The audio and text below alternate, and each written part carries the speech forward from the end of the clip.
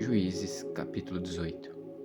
Naqueles dias não havia rei em Israel, e a tribo dos Danitas estava procurando um território para morar, porque até aquele dia não tinha recebido herança entre as tribos de Israel.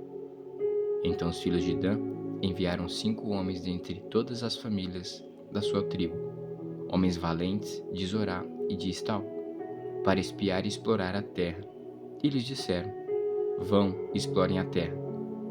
Chegaram à região montanhosa de Efraim, até a casa de Mica, e ali pernoitaram. Quando se aproximaram da casa de Mica, reconheceram a voz do jovem levita. Chegaram perto dele e lhe perguntaram: Quem trouxe você para cá? O que você está fazendo aqui?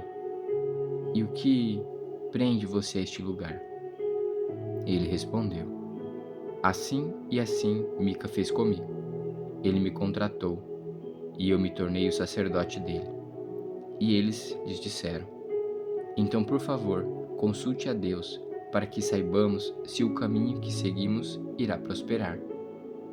O sacerdote respondeu: Vão em paz, o caminho de vocês está sob as vistas do Senhor. Os 5 homens partiram e chegaram a Laís. Viram que o povo daquele lugar vivia em segurança, segundo o costume dos sidônios, em paz e sem desconfiar de nada. Nenhuma autoridade havia que por qualquer coisa os oprimisse. Moravam longe dos sidônios e não tinham contato com os outros povos. Então os 5 homens voltaram aos seus irmãos em Zorá e Estaol. E esses irmãos lhes perguntaram: E então, o que nos dizem? Eles responderam: Preparem-se e vamos atacá-los, porque examinamos a terra, e eis que é muito boa. Vão ficar aí parados? Vão depressa e ocupem aquela terra. Quando chegarem lá, vão encontrar um povo que não desconfia de nada. A terra é ampla e Deus a está entregando nas mãos de vocês. É um lugar em que não falta nada do que existe na terra. Então partiram dali, do meio da tribo dos Danitas, de Zorá e de Estaol, 600 homens armados com as suas armas de guerra. Subiram e acamparam em Kiriat-Jearim, em Judá. Por isso aquele lugar é chamado de Mané-Dan até o dia de hoje. Fica a oeste de Kiriat-Jearim. Dali foram para a região montanhosa de Efraim e chegaram à casa de Mica. Os 5 homens que foram espiar a terra de Laís disseram aos seus irmãos: Vocês sabiam que nenhuma daquelas casas há uma estola sacerdotal, alguns ídolos do lar, uma imagem de escultura e uma de fundição? Decidam, pois, o que vão fazer. Então foram para lá e chegaram à casa do jovem levita, que era a casa de Mica, e o saudaram. Os 600 homens da tribo de Dan, armados com as suas armas de guerra, ficaram à entrada do portão. Porém os 5 homens que tinham ido espiar a terra entraram na casa e apanharam a imagem de escultura, a estola sacerdotal, os ídolos do lar e a imagem de fundição, enquanto o sacerdote estava em pé à entrada do portão com os 600 homens que estavam armados com as armas de guerra.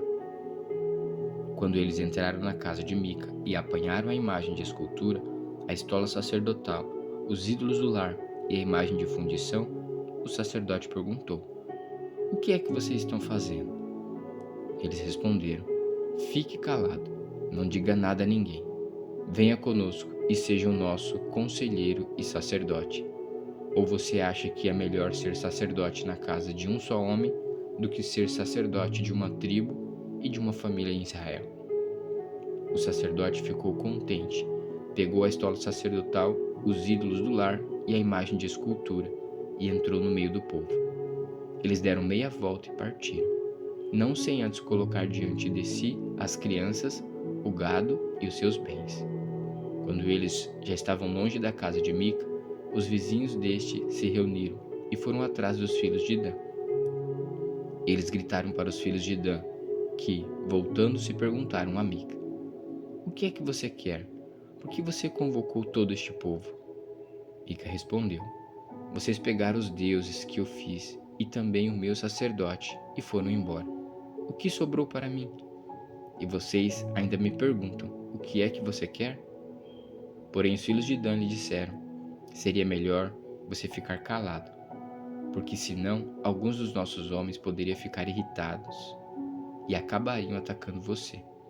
Nesse caso, poderiam perder a vida você e os da sua casa. Assim, os filhos de Dan seguiram seu caminho, e Mica, vendo que eram mais fortes do que ele, deu meia volta e foi para casa.